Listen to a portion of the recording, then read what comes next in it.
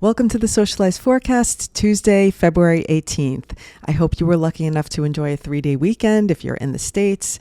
We did have a holiday yesterday, and now it's like today is Monday. So welcome to Monday on Tuesday.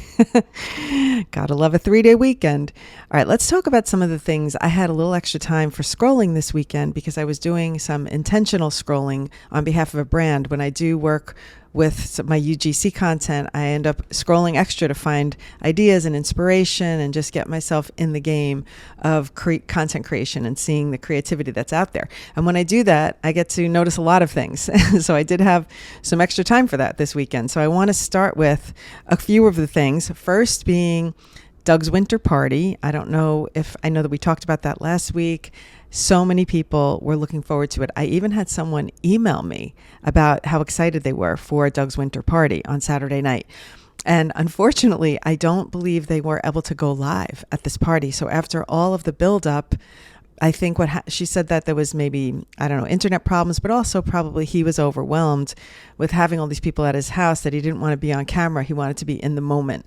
And so I think that was a lot of what happened. And I think the buildup and the anticipation, and in a lot of cases, the buildup and the anticipation is even better than the event itself. So I think the whole social media excitement of the virality was the anticipation was more important and more valuable to people than the event itself, which is often the case in real life. So that's kind of cool.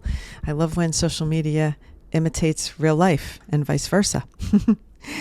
But anyway, I did see some of the posts after the fact, and they were very grateful for all the things they received, and they were donating things. And I think it just brought people together in a way that there's not a lot I can say on social media that has brought people together in a positive way like that.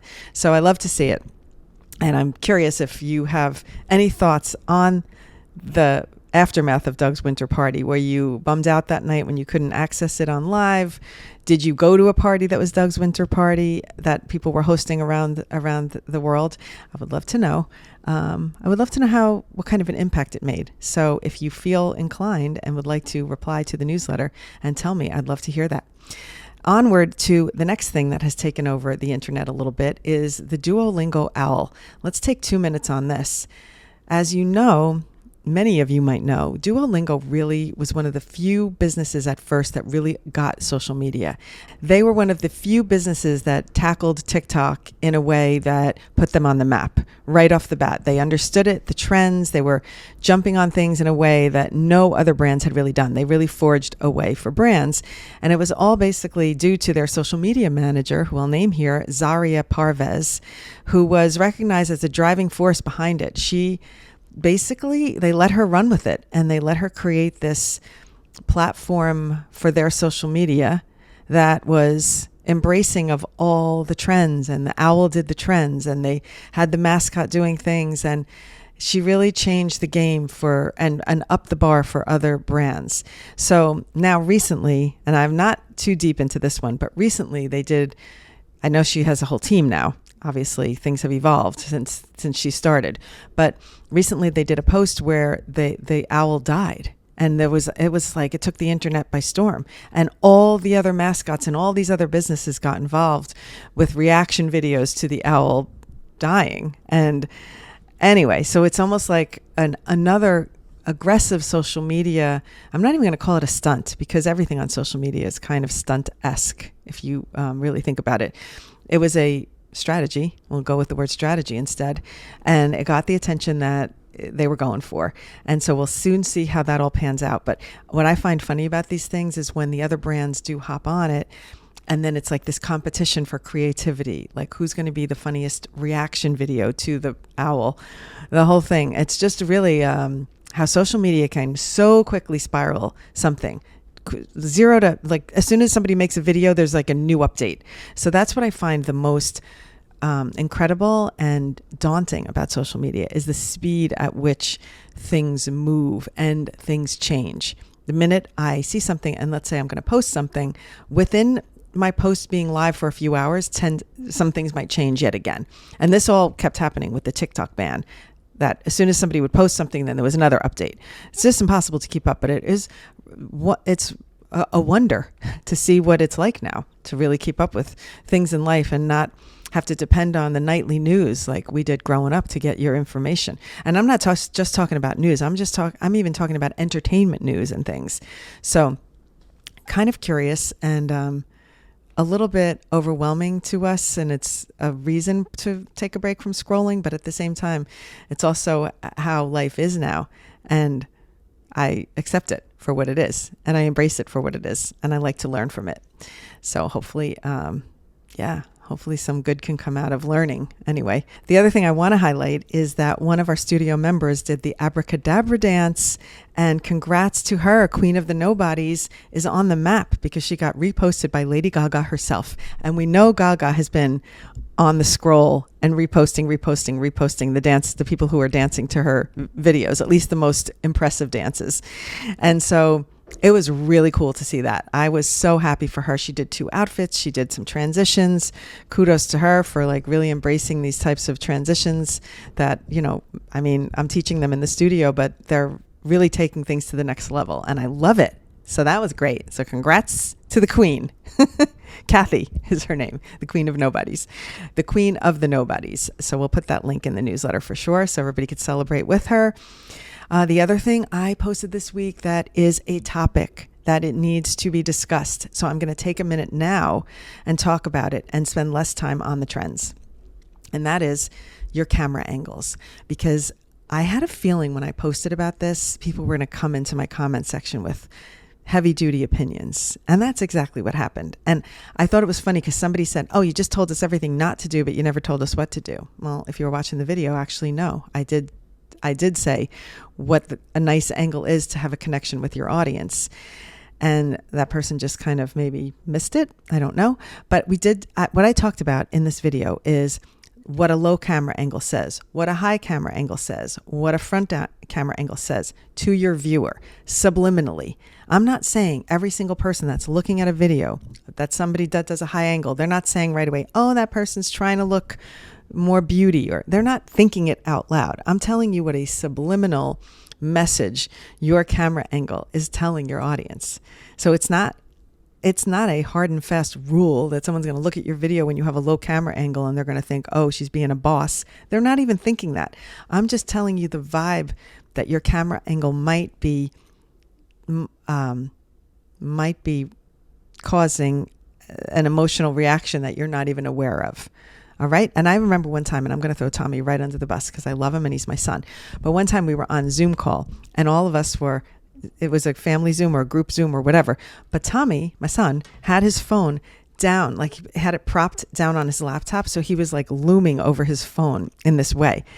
And Julie said something like, "Oh, Tommy in the power stance," or something like that. And that's when I realized, oh my gosh, that's what the low camera angle is doing. It's making that person feel more powerful, more important. It's like standing over you instead of equal to you.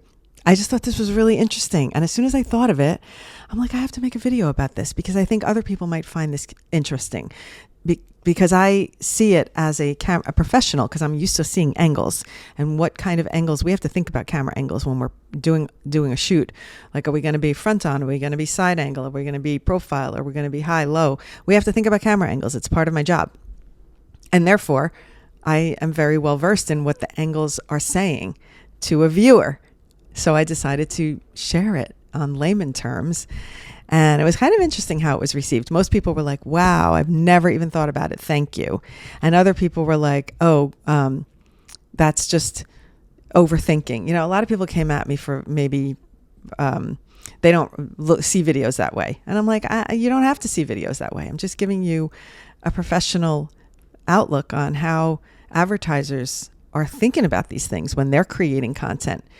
Believe me, a lot of thought goes into what the camera angles are going to be on a shoot when they're doing commercials. Trust me on this one. So I thought it was fun, and I thought it would be a good one to share. And of course, my favorite topic that I love to talk about is the people that don't look in the camera when they're recording, and they're looking down here. Let me see if I can do it on at this angle. So they're looking down here and they're looking at themselves when they're recording. And that is a very disconnected way to record, because you might think you're talking to yourself and you have a connection, but your connection is with yourself, not with your audience.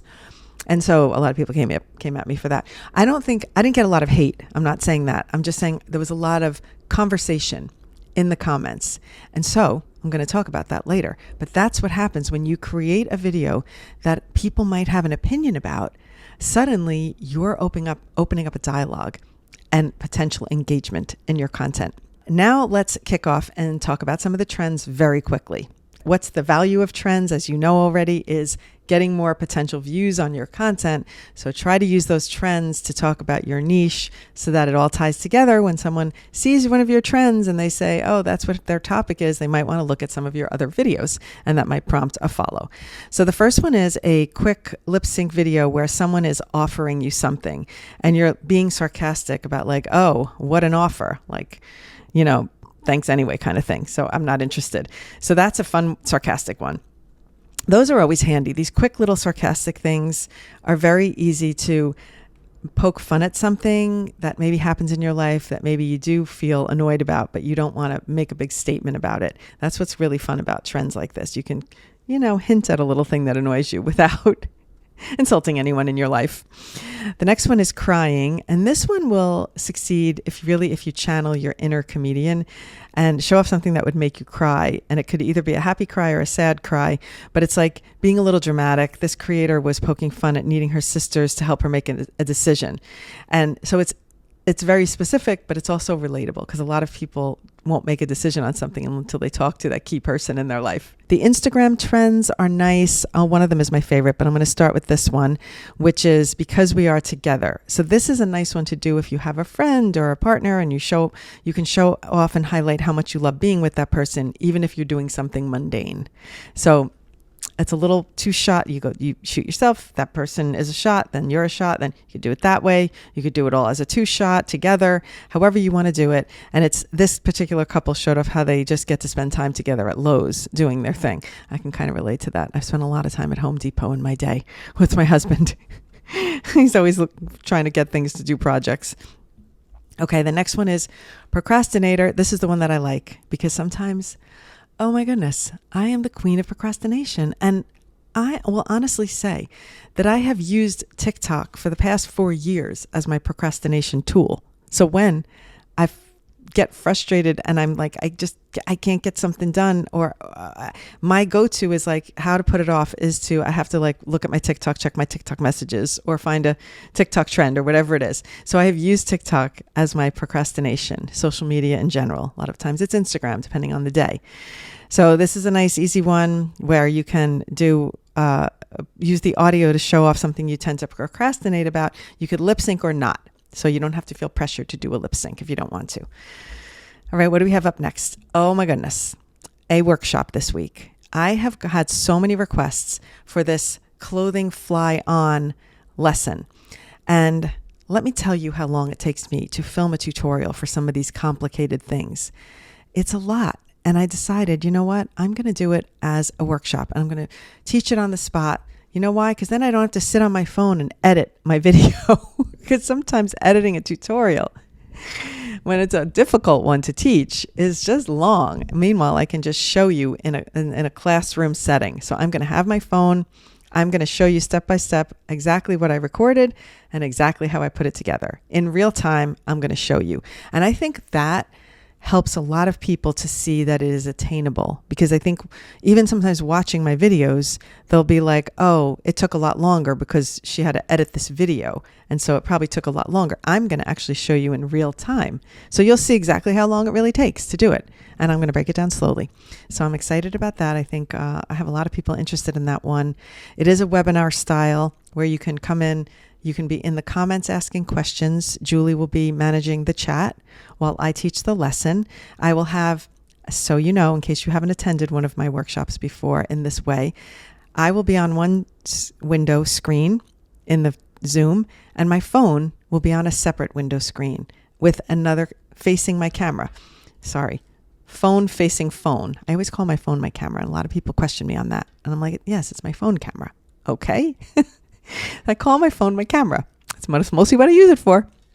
Okay, so I'm going to have my second phone facing my second phone facing my first phone, and I'm going to demonstrate the editing in real time, and I'm going to show you how I edit.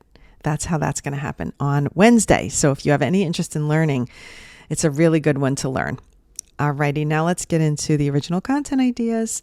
And the first one is inspired by the fact that I shared my expertise about camera angles. So because I shared a unique piece of advice about something that is in my wheelhouse to understand and teach, this idea is something you can do. Just think about a short and simple tip or something that you know about that you want to share your expertise on. And you can make a concise video sharing your advice. You can do it with a list of the top things I recommend as I'm making this up, as a realtor doing an open house. What are the things that you recommend as a realtor doing a house? What snacks should a realtor bring? How long? I don't know. I'm just making it up. Like I'm thinking about what would a realtor need to remember at an open house. Think about your niche. As a salon owner, what are the top tips that you make sure that you provide your customers in your salon?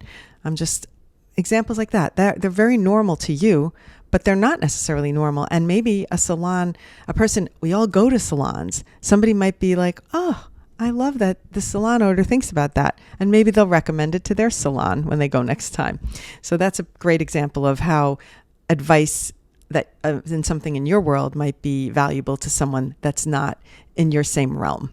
The next one is inspired by what I said earlier in this episode, which is to dance it out. There have been so many recent viral dancing moments, and just like Kathy, Queen of Nobody's, found out, if she did her Lady Gaga dance and she got reposted by Lady Gaga. So now she has lots of views on that video. She's getting lots of attention, and I'm curious if she has gotten new followers from doing that. I mean, I'm going to have to ask her this week. We're going to find out. But yes, if you can pick up on one of these dances, and you could be the lucky one that gets reposted by the artist, or maybe goes viral because of the way you did it. And you don't always have to do it perfect. I'm going to tell you, like sometimes doing them a little messy or a little off gets more attention. Take that and run with it, because it's true. I've seen it before. Sometimes I see this creator and like she'll do it in a really wacky style, and it's like she doesn't obviously know how to dance. She does it like a parody, like a spoof, and she always gets a lot of views on her content. So maybe not being perfect is an easy way to not worry about your dance moves, and maybe you can go viral. And then the last one is to tell a story, and this one could be a story about you. Anything that you want to share, an embarrassing moment. That's what Julie and I are going to talk about today on our podcast recording. So that's why it's in the top of mind. It could be a story about something that you did as a mom that you would do differently now. It could be a story about something that happened to you at work and you didn't like how you reacted. And if you knew what you knew now, and you knew that then, what you have done, I can think of one right off the top of my head for that. I can probably think of a lot of things off the top of my head for that. Oh my God. We have learned so much. Everybody at every age has learned something. And I always say, like, the advantage of being older is how many mistakes we've made to learn from. And this makes us better and more resilient to mistakes. So that's why I don't get too stressed about mistakes. Anyway, think about something that you might want to share and tell that story. And don't start. I have a story that I'm going to tell you, because you've just lost 3 seconds and you're going to lose your people. Start with the story. Okay. When I was 13, I wish I knew this. Or when I was 12, this happened to me, and In my last job, I had a situation that I would never let happen again. Those are great hooks. By accident, I'm just coming up with it here on the fly. But it's like the minute I hear something like that, I'll be like, oh, what am I going to learn from this person's mistake or from this person's mishap? Immediately, I'm tuning in. All right, so think about it. That's a good hook, actually. Yay. All right, next up is my tutorial for today, which is going to be the camera angles one. Yes, it is. So if you are trying to understand how best to place your camera for your content, you want to watch this little recap. I gave a demonstration. I walked through the angles. I showed it in real time. I explained it, I think, in a nice way. Others might think I didn't give enough information. I thought I gave plenty of information, and it was all very, very real professional information from me, having done this for a lot of time in my life. All right, so that's that. Let's see. My last thing I have in the newsletter is about my Montego Bay retreat in Jamaica. Wow, that's coming up soon. Oh my. And I have a lot coming up soon. I should mention this too. This is important. 2 more important things. Oh my goodness, I almost forgot. Number 1, in the studio today at 1 p.m., This is so important. I can't believe I didn't say it first. Anyway, today at 1 p.m., my casting director, Don Case, is joining me for an exclusive meeting where he's going to share how the industry has changed. If you're an influencer and you want to get into other types of video content, commercial work, video work, whatever work, sitcom, whatever, he shows anything. He does all of it. He does like web content for pharmaceuticals. I mean, he does it all. So he's going to share with us some hot tips and hot takes. And if you're not a studio member and if you've been thinking about it, this would be the day to do it, because you could get in on this one. I have a lot of very helpful content coming up in the next 4 weeks that you could get in on. So you could try it for a month. It'd be worth it just for the casting meeting, in my opinion. But anyway, all right. So that's one thing. The other thing is on Wednesday, I have the free workshop of the outfit flying on transition. I mean, get in on that one. It's free, and you'll learn how to fly your clothes on in real time, as I said in the middle of this broadcast. And lastly, this week, if you are located in the Connecticut area, I'm going to be speaking at a luncheon in Darien, Connecticut, where I'm doing a workshop on social media, and I can't wait. So I have a bunch of people who have already found out about this through my Instagram posts, and they're coming. So I'm very excited to meet some new followers that have been following me for a while, and I can't wait. That's going to be a whole lot of fun.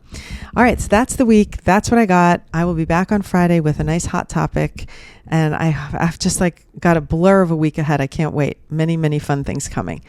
I'll see you soon. See you on Friday, and I'll have a nice recap by then. I'm sure. Lots of activities. Have a good week. Bye.